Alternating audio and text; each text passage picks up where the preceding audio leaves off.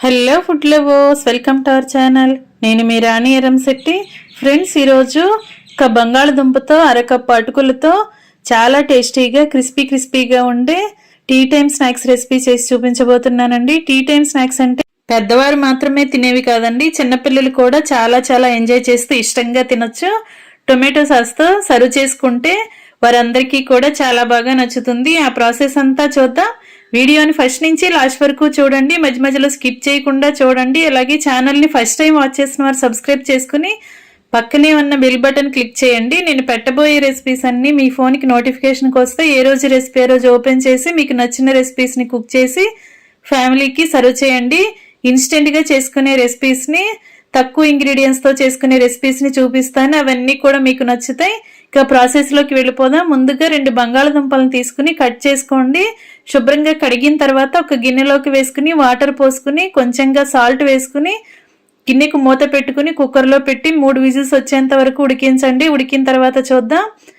ఈ లోపుగా మనం అరకప్పు అటుకుల్ని తీసుకుని వాటిని శుభ్రం చేసుకోండి. డస్ట్ అనేది ఉంటుంది కదా, అలా ఏమీ లేకుండా శుభ్రం చేసుకుని ఒక గిన్నెలోకి వాటర్ తీసుకోండి. వాటర్లోకి ఈ అటుకుల్ని వేసుకుని ఇలా శుభ్రంగా కడగండి. చేత్తో బాగా కడిగినట్లయితే ఉరికంతా కూడా పోతుంది. ఇలా కడిగిన తర్వాత వాటర్ అన్ని తీసేయండి. ఇప్పుడు ఫ్రెష్గా ఉన్న వాటర్ని పోసుకోండి. కొంచెంగా మాత్రమే పోయండి, నేను చూపించినన్ని మాత్రమే పోయండి. 2-3 టేబుల్ స్పూన్లు పోస్తే సరిపోతుంది.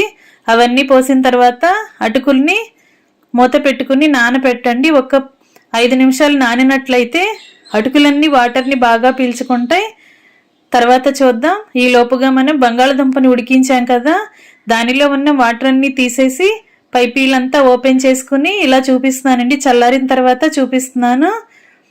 బంగాళదుంప ఉడికింది కదా, ఇలా మనం చేత్తో నొక్కినట్లయితే మెత్తగా అయిపోవాలి. ఈ విధంగా ఉడికించండి. ఇప్పుడు ఒక మిక్సింగ్ బౌల్ తీసుకుని దానిలోకి నానబెట్టుకున్న అటుకుల్ని వేసుకోండి. అలాగే బంగాళదుంపని కూడా గ్రేటర్తో తురుముకోండి. దుంపల్లో పలుకులు అనేవి ఏమీ రాకూడదు. దుంపంతా కూడా చక్కగా ఇలా గ్రేటర్తో తురుముకున్నట్లయితే దుంపంతా కూడా మెత్తగా మ్యాష్ చేస్తున్నట్లుగా వచ్చేస్తుందండి. మొత్తం అన్ని దుంపల్ని ఈ విధంగా తురమండి. ఇలా చేసుకున్నాం కదా, ఇప్పుడు దీనిలోకి టేస్ట్కి సరిపడా సాల్ట్ వేసుకోండి.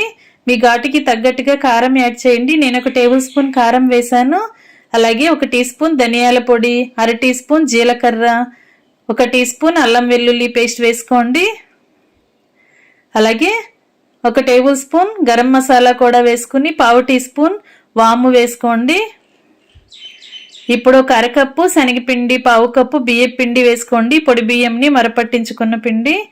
ఇవన్నీ కూడా వేసుకున్నాం కదా, ఇప్పుడు సన్నగా తరిగిన ఉల్లిపాయ ముక్కలు కొన్ని తీసుకోండి. పచ్చిమిర్చి ముక్కలు, క్యాప్సికం ముక్కలు, అలాగే కొత్తిమీర, కరివేపాకు కూడా తీసుకోండి. క్యాప్సికం మాత్రం ఆప్షనల్ అండి, ఉంటే వేసుకోండి, లేదంటే స్కిప్ చేసేయండి.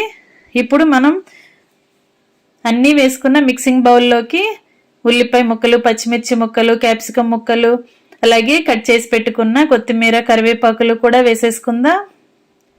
ఇవన్నీ కూడా ఇలా వేసేసుకోండి.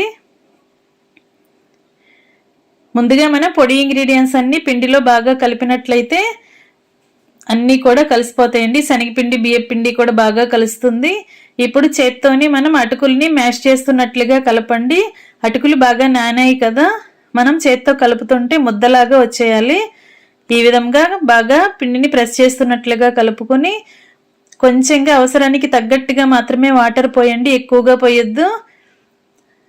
ఇలా మనం పిండిని తీసుకుంటే ఇలా కొంచెం గట్టిగానే కట్లెట్ చేసుకోవటానికి వీలుగా రావాలి. మరి పిండిని జారుగా కలపొద్దు.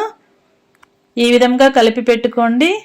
ఇప్పుడు ఒక బౌల్లోకి 1 టేబుల్ స్పూన్ ఆయిల్ పోసుకుని ఆయిల్ పక్కన పెట్టండి. వేళ్ళకి ఆయిల్ని అప్లై చేసుకుంటూ పిండిని కొంచెంగా తీసుకోండి. మనకి కావాల్సిన సైజులో కట్లెట్ లాగా చేసుకోండి. ఇలా అరచేతికి కూడా ఆయిల్ అప్లై చేసుకుని పిండి ముద్దని అరచేతిలో పెట్టుకుని మనకి కావాల్సిన షేపులో చేసుకోవచ్చు. నేను ఇలా స్క్వేర్ షేప్లో లాగా చేస్తున్నానండి. మీరు మీకు నచ్చిన షేప్ని చేసుకోండి. రౌండ్గా కానీ చేసుకోవచ్చు, లేదంటే సిలిండర్ లాగా కూడా పొడవుగా చేసుకోవచ్చు, రౌండ్గా అప్పడం లాగా కూడా చేసుకోవచ్చు. ఈ విధంగా చేసుకున్నాం కదా, మరీ పల్చగా వత్తొద్దండి. అలా అని మరీ మందంగా లావుగా కూడా పెట్టొద్దు. మీడియంగా చేసుకుని ప్లేట్లో పెట్టుకోండి. ఇదే విధంగా మిగిలినవన్నీ కూడా చేసి ప్లేట్లో పెట్టుకుని రెడీగా పెట్టుకోండి. చేతికి ఎప్పటికప్పుడు ఆయిల్ని అప్లై చేసుకుని ఇలా చేసుకున్నట్లయితే మనకి ఈ కట్లెట్ చేసుకోవటం అనేది చాలా ఈజీ అవుతుంది. ఇలా అన్నీ కూడా రెడీ చేసుకుని ప్లేట్లో పెట్టుకోండి. ఇంకా చేసుకోవటం కంప్లీట్ అయింది కదా. ఇప్పుడు స్టవ్ ఆన్ చేసి కళాయి పెట్టుకుని ఆయిల్ పోసుకోండి. ఆయిల్ కూడా డీప్ ఫ్రైకి కావాల్సినంత ఆయిల్ అస్సలు అక్కర్లేదండి. కొంచెంగా ఆయిల్ని వేసుకుని కళాయిలో ఈ కట్లెట్స్ వేసుకోండి. ఆయిల్కి పట్టినన్ని, కళాయికి పట్టినన్ని మాత్రమే వేసుకుని బాగా డీప్ ఫ్రై చేసుకోండి. ఆయిల్ చాలా తక్కువగా పోసుకోండి. షాలో ఫ్రై అంటాం కదా, కొంచెంగా ఆయిల్తో కూడా వీటిని మనం చక్కగా డీప్ ఫ్రై చేసి సర్వ్ చేసుకోవచ్చు. ఒకవైపున బాగా క్రిస్పీగా ఫ్రై అయిన తర్వాత వెనక వైపు కూడా ఫ్రై చేయండి. మధ్య మధ్యలో ఇలా వెనుకకి ముందుకి టర్న్ చేస్తూ డీప్ ఫ్రై చేసుకున్నట్లయితే లోపలంతా కూడా పచ్చిగా లేకుండా ఈవెన్గా ఫ్రై అయి క్రిస్పీగా ఉంటుంది. తింటుంటే చాలా టేస్టీగా అనిపిస్తుంది. ఫ్లేమ్ మీడియంలో పెట్టుకుని మాత్రమే డీప్ ఫ్రై చేసుకోండి. అప్పుడే లోపల వరకు ఫ్రై అవుతుంది. లేదంటే లోపలంతా కూడా పచ్చిగా అనిపిస్తుందండి. ఇలా క్రిస్పీగా ఫ్రై అయిన తర్వాత ఆయిల్ నుండి గరిటెలోకి తీసేసుకోండి. ఇదే విధంగా మిగిలిన వాటిని కూడా డీప్ ఫ్రై చేసుకుందాం. ఫ్రెండ్స్, ఛానల్ని ఫస్ట్ టైం వాచ్ చేసిన వారైతే సబ్స్క్రైబ్ చేసుకుని పక్కనే ఉన్న బెల్ బటన్ క్లిక్ చేయటం మాత్రం మర్చిపోకండి. డైలీ నేను పెట్టబోయే రెసిపీస్ని చూడండి. మీకు నచ్చిన రెసిపీస్ని కుక్ చేసి పిల్లలకి సర్వ్ చేయండి. ఇంకా రెడీ అయిపోయండి. స్టవ్ ఆఫ్ చేసుకుని వేడివేడిగా పోహా పొటాటో కట్లెట్స్ని సర్వింగ్ ప్లేట్లోకి తీసుకుని టొమాటో సాస్తో ఫ్యామిలీకి సర్వ్ చేయటమే. మీ అందరూ కూడా ఒక్కసారి ఈ విధంగా ట్రై చేసి చూడండి. మీకు కూడా ఈ రెసిపీ చాలా బాగా నచ్చుతుంది. ఇన్స్టెంట్గా చేసుకునే బ్రేక్ఫాస్ట్ అనొచ్చు, టీ టైం స్నాక్స్ అనొచ్చు. చాలా చాలా టేస్టీ రెసిపీ అండి. ఖచ్చితంగా ట్రై చేయండి. వీడియో నచ్చితే లైక్ చేయటం మాత్రం మర్చిపోకండి. మీ ఫ్రెండ్స్కి, ఫ్యామిలీ మెంబర్స్కి రెసిపీ షేర్ చేయండి. ఇలా మనం డైరెక్ట్గా కూడా తినొచ్చండి, లేదంటే టొమాటో సాస్తో సర్వ్ చేసుకోండి. Thanks for watching. నేను మీ రాణి ఎర్రంశెట్టి.